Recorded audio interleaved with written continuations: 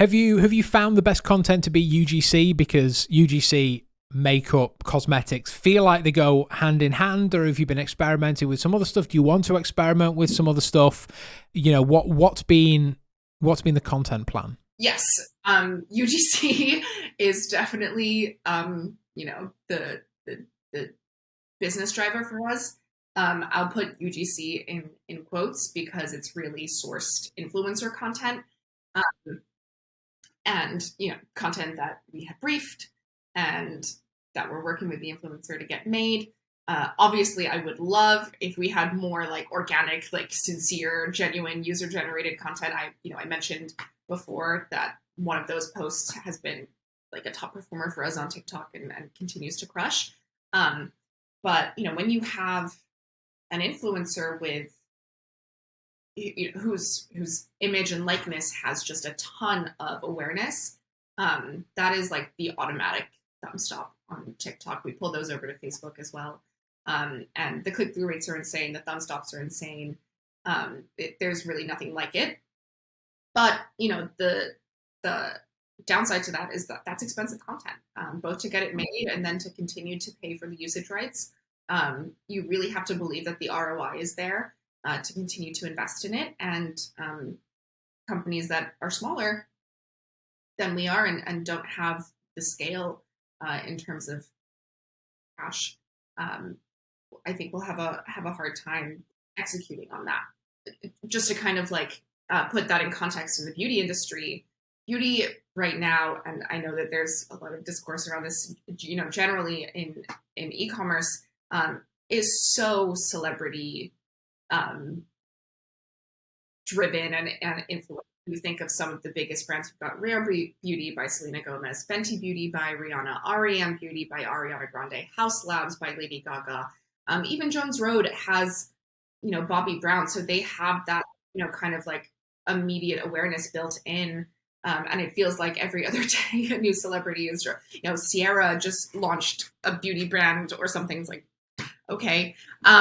Which, it's great. I wish them all well, but, we are not a celebrity founded brand. Our founder, Sheena, is brilliant and obviously incredible at what she does because of, the company is successful without that inherent awareness. But for us, it is really important to have those influencer relationships because that's where the awareness comes from for us, rather than having kind of this built-in mechanism to drive awareness about the brand.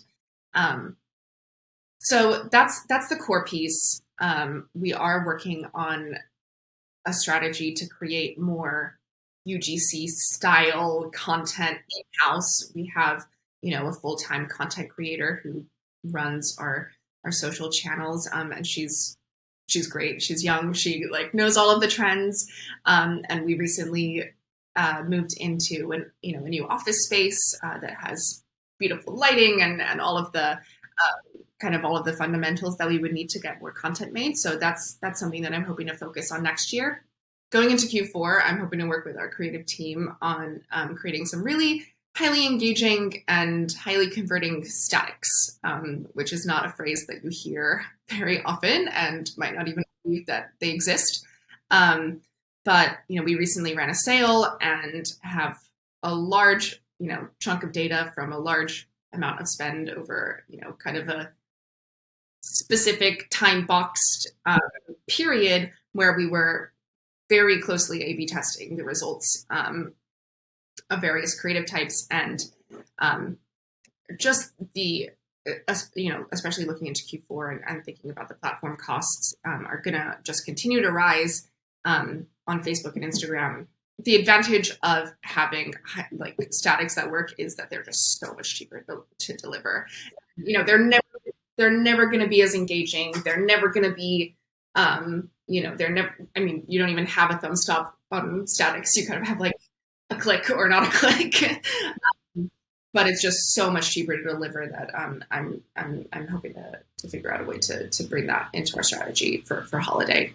Thanks very much for watching this clip of the D2C Deep Dive. You can watch the full episode in its entirety in the cards above, or you can subscribe to us on iTunes and Spotify. The link is down below. Make sure you subscribe and like the video, and I'll see you next time.